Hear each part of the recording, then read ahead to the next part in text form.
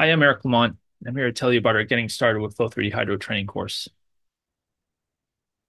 So the real focus for this is it's all hands-on training. You're going to get comfortable with Flow-3D Hydro by repeating the workflow. There's flexibility because you get to choose which exercises you want to do.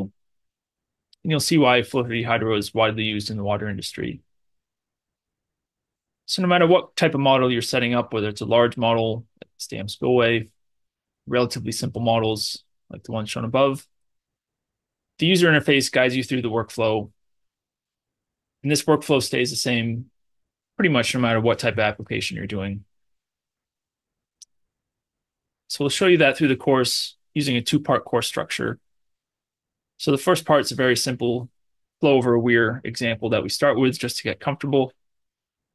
And then you branch off into more application-specific exercises. So at the moment, there are 7 available, and you don't need to complete them all to receive course completion. So you get to select which ones you want to do. So what do those exercises look like at the moment? This is what we have at the start. So as I mentioned, we'll start with 2 exercises just to get comfortable with the software. Then we'll branch out into more specific examples. This example, we incorporate a moving gate into our model. And the gate shuts, pushes flow over the weir. Then we look at sediment transport at a covered outlet, and looking at how different culvert geometries can impact the erosion. Then we do a larger scale bridge model where we have a 3D mesh right at the bridge and then a 2-dimensional mesh in the river extent.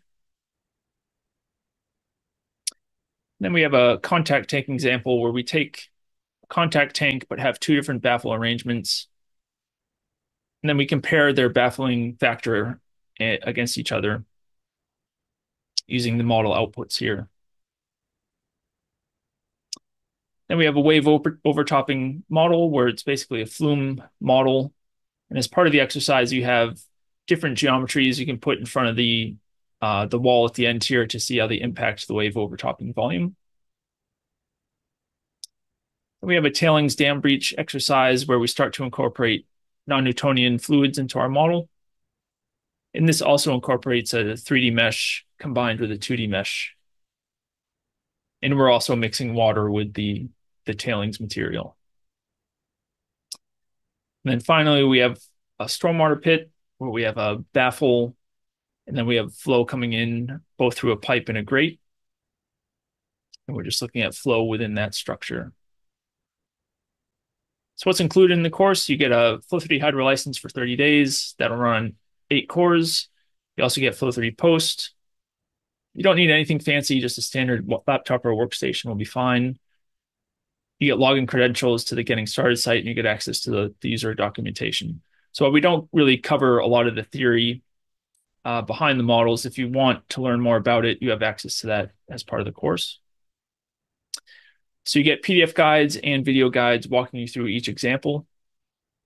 And you also get support. So this course is meant to be fully on demand, but if you need help, or if you want to explore something a little bit further than what's covered in the main or the exercise guides, just reach out and we can set up meetings.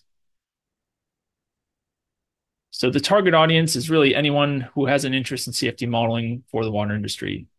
So all experience levels. You don't need CFD or Flow-3D experience. It does help if you have some experience using other hydraulic modeling tools, but that's not completely necessary.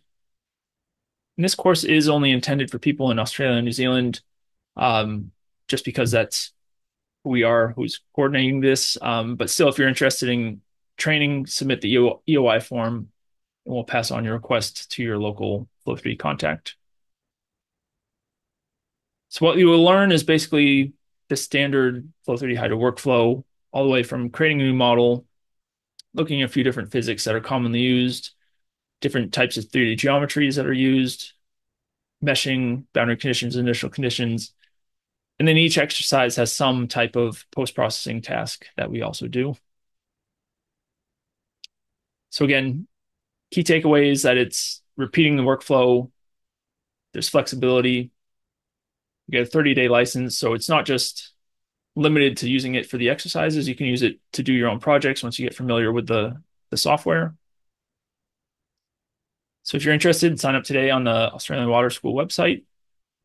If you have any questions, please just reach out to me at the contacts here and let me know if you have any questions. Thanks.